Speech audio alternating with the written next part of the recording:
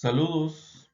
En el siguiente video vamos a ver lo que es la introducción a la clase sobre la legislación agraria y el cultivo del café durante el régimen liberal de 1871 a 1944.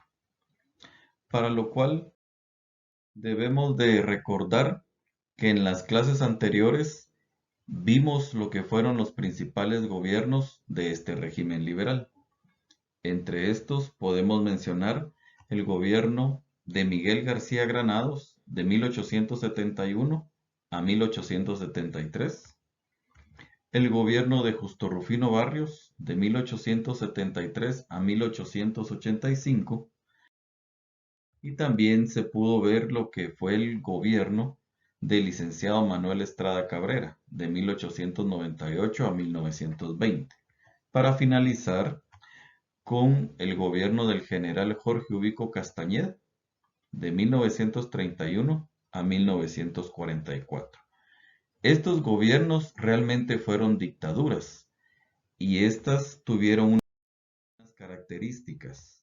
Principalmente podemos mencionar la ausencia de la democracia, gobernantes dictadores, falta de respeto a los derechos humanos, favoritismo a empresas extranjeras. Principalmente podemos mencionar lo que fue el gobierno del licenciado Manuel Estrada Cabrera, que él permitió el ingreso a la empresa frutera de Estados Unidos a nuestro país y la expropiación de tierras.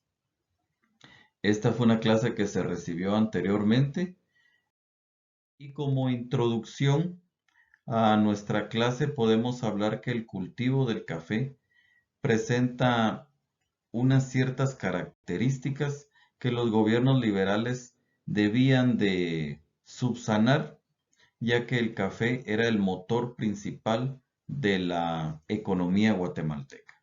Estas características eran que necesitaba grandes extensiones de terreno, gran cantidad de mano de obra, vías de comunicación como los puentes, carreteras, líneas férreas, también podemos mencionar los puertos y principalmente el capital bancario.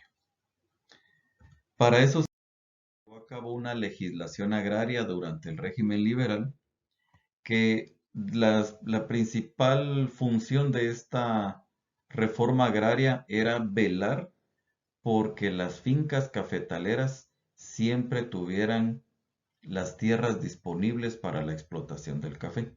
Y esto lo lograron por una serie de expropiaciones.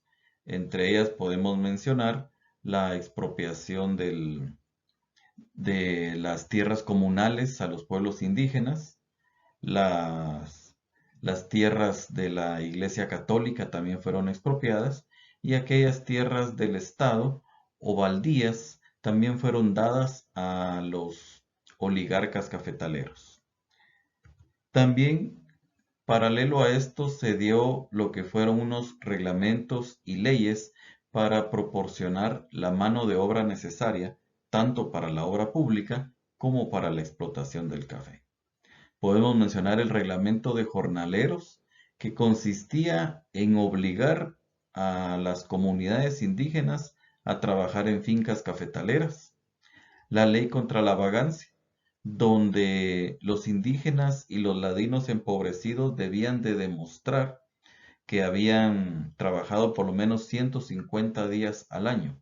De no ser así, esto era motivo de cárcel, o podían cambiar su situación de cárcel por trabajos obligatorios en fincas de café. Y la ley de vialidad, que consistía en el pago de un impuesto para la obra pública. De no tener el dinero para poder llevar a cabo ese pago, pues esto podía ser reemplazado por trabajo gratuito en obra pública, entiéndase principalmente construcción de carreteras, de caminos, puentes, líneas férreas y puertos. Todo esto en beneficio de la explotación cafetalera y de la oligarquía liberal. Con esto damos por finalizada la introducción a nuestra clase sobre el cultivo de café y la reforma agraria que se dio durante el periodo liberal de 1871 a 1944. Por su atención, muchas gracias.